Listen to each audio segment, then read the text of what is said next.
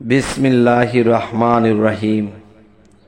হে সমস্ত জগৎবাসী, মুসল্লিগণ এবং পরহেজগারগণ, এই পৃথিবীতে যারা আল্লাহর ইবাদত করে এবং ইবাদত না করে এমন লোক আছে কিন্তু মনে মনে স্মরণ করে, সবাই আল্লাহর বান্দা।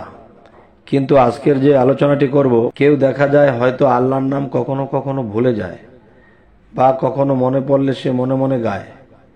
আবার দেখা যায় অনেক মানুষ আল্লাহর ইবাদত করতে যায় কিন্তু সারা সব সময়ই দেখা যায় আল্লাহর ইবাদতই রয়ে যায়। তো আজকের যে আলোচনাটি নিয়ে আসলাম, যে এমন কোনো পৃথিবীতে মানুষ নেই যে এমন এক জায়গাতে সে গেছে সেখানে ভয়ের সঞ্চার, সেখানে এমন কোনো ভয় লাগতেছে আমাকে দেখা যায় কোনো সন্ত্রাস বা কোনো খারাপ লোক আমাকে অ্যাটাক করতে পারে, আমাকে আঘাত করতে পারে, আমাকে মেরে ফেলতে পারে। এমন কোনো ভয়ের স্থানে যদি আপনারা কখনো যান আর মনে মনে ভয় লাগতেছে, না জানি কি হয়, তখন দেখা যায় মানুষ আঘাতপ্রাপ্ত হবে, এরপরে তার বিপদ হবে বা মৃত্যুবরণ করবে বা যে কোনো একটা কিছু হবে। যাই হোক, আরেকটি বিষয় হলো, কেউ দেখা যায় নিজের দেশের বাড়িতে যাবে বা সেখান দিয়ে অনেক বড় জঙ্গল পড়ে, সেই জঙ্গল দিয়ে যাইতে সময় তার এমন মনে হচ্ছে যে ছোটখাটো জঙ্গল, এখানে কি আর ভাগ ভাল্লুক আছে, এখানে কি কোনো ভয়ানক কিছু আছে? তো সে এরকম জানে যে এই জঙ্গলে ওরকম কিছু নেই। সে দেখা গেছে সাথে একজনকে নিয়ে সে জঙ্গল পাড়ি দিতে শুরু করবে। তো জঙ্গল পাড়ি দিতে শুরু করেছে। এখন জঙ্গলের মাঝামাঝি যখন গেছে তখন বাঘের গর্জন শোনা যায় দূর থেকে, সিংহের গর্জন শোনা যায়, শিয়ালের হুহু শোনা যায়। আচ্ছা, তাহলে আবার এদিক দিয়ে দেখা যায় যে মনে হয় সন্ধ্যা নেমে এসেছে। এখন তার ভিতরে এমনই ভয়ের সঞ্চার যে তারা চিন্তা করতেছে যে এখনো পিছনে যাব, অতটুকু সময় লাগতে পারি, আবার সামনে যাব, অতটুকু সময় লাগতে পারে, বা হয়তো বেশিরভাগ এসেছি বা কমের ভাগ সামনে রাস্তা রয়ে গেছে। এখন কোনো দিকে যাওয়ারই কোনো সুবিধা পাচ্ছে না। এখন চিন্তা করলো যা হোক সামনেই যাব।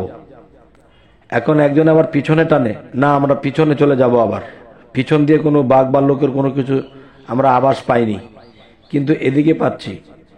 তখন সে বলছে, আরে বাবা, মরলে সামনে যেয়ে মরবো, চলো। এখন দেখা যায় এই টানা হেঁচড়ার মধ্যে একরকম দেখা যায় মনে সাহস রেখে যদিও হাঁটতে শুরু করেছে সামনের দিকে, কিন্তু পিছনে তাকায়, ডাইনে তাকায়, বামে তাকায়, এমন একটা ভয়ের মধ্যে পড়ে গেছে যে এখন কি করবে। দেখেন, আমরা এই পৃথিবীতে মূর্খ, আমরা এই পৃথিবীতে বলদ মার্কা। যেমন মনে করেন, আমরা এই পৃথিবীতে জন্ম নিয়েই কিন্তু আল্লাহ ও রাসূলের কথা জানি যে আল্লাহ একজন আছে, রাসূল আছে। এখন দেখা যায় আমরা তাদেরকে অনুসরণ করি না। তবে আল্লাহর যে নামটি আপনাদের কাছে নিয়ে এসেছি সেই নামটি হলো ইয়া ওয়াকিলু। ইয়া ওয়াকিলু। আচ্ছা, ইয়া ওয়াকিলু যে নামটি, সেই নামটি আমাদের কি কি কাজে আসবে এবং আমরা এই নামটিকে কোন সময় ডাকবো এবং কিভাবে ডাকবো এবং কি কি বিপদের সম্মুখীন হলে সেই বিপদ থেকে আমরা রক্ষা পাবো, সেটি হলো, দেখা গেছে বজ্র, বিদ্যুৎ, ঝড়, বন্যা এবং আগুন, পানি এবং বিভিন্ন প্রাণীর হাত থেকেও রক্ষা। আচ্ছা, এখন দেখা যায় যে বজ্র বা তুফান বলি আমরা কখনো, এটা যদি আসে হয়তো মানুষ কিন্তু ঘরবাড়ি ভেঙে যায়, গাছ ভেঙে যায়, বিভিন্ন কিছু হয়, তারপরেও কিন্তু মানুষ বাঁচে। বিদ্যুৎ, মানুষ ঠাডা পড়ে মরে, সেটাও দেখা গেছে যে মানুষ যদি বাহিরে নিয়ম ভঙ্গ করে চলে তাহলে তার উপরে সেই বিদ্যুৎ বন্য বা সেই ঠাডা পড়তে পারে। আচ্ছা, আরেকটি হলো ঝড় বা অতিরিক্ত বৃষ্টি, বৃষ্টি থামছে না। আবার হলো বন্যা। এই বন্যার মধ্যেও কিন্তু মানুষের একটা ভয় আছে, কিন্তু এই ভয়গুলো সেই জঙ্গলের বাঘের মতো ভয় নেই। যেখানে নগদ খেয়ে ফেলবে। আর এটা তো আস্তে আস্তে বুঝে শুনে আমরা বাঁচার একটা পথ থাকবে।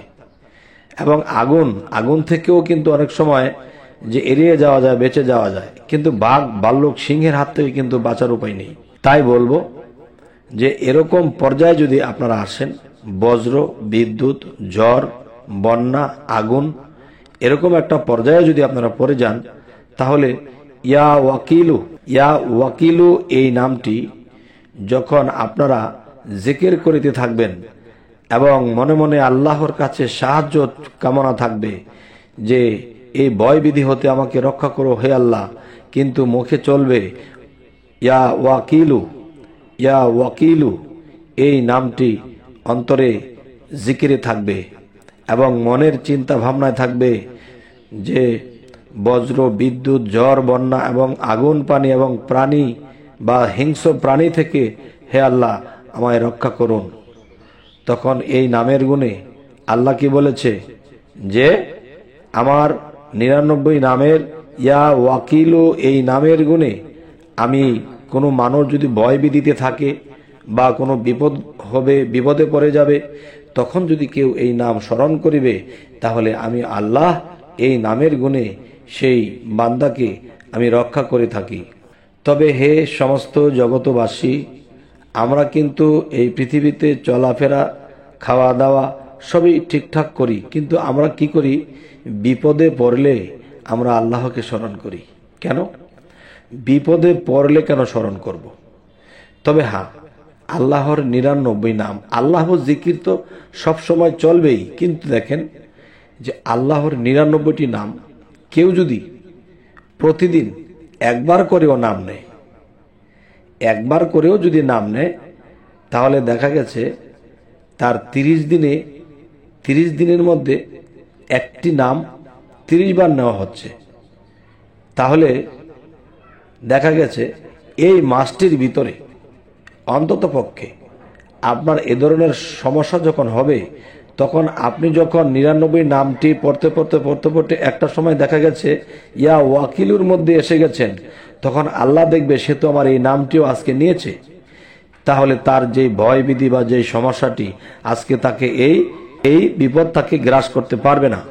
পরে দেখে কালকেও এই নাম 99টি নাম একসাথে জপতে গিয়ে দেখা যায় এই নামটিও এসে আছে। তখন কালকেও যখন এই বিপদটি আসবে, তখন আল্লাহ বলবে সে আমার 99 নাম সম্পূর্ণ নামটাই বলেছে, কিন্তু সাথে এই নামটিও বলেছে, তাহলে তার আজকেও সেই বিপদ মুক্ত থাকবে, কারণ এই নামের গুণে। তাহলে এই জিনিসগুলো চিন্তা করে যখন আমরা চলবো, ইনশাল্লাহ এই 99 নামের গুণে আমরা অবশ্যই ভালো থাকব, আমরা অবশ্যই অনেক সমস্যার সমাধান পেয়ে থাকব, আল্লাহ নিজে আমাদেরকে সাহায্য করবেন। তবে আজকে আপনাদের সামনে যে আলোচনাটি করলাম, এই আলোচনাটি আপনাদের কেমন লাগলো এবং সামনে কি ধরনের আলোচনা চাইতেছেন, অবশ্যই আমাদেরকে কমেন্টে জানাবেন, আমরা সেই রকম আলোচনা দেওয়ার চেষ্টা করব। তো সকলেই ভালো থাকবেন, আল্লাহ হাফিজ।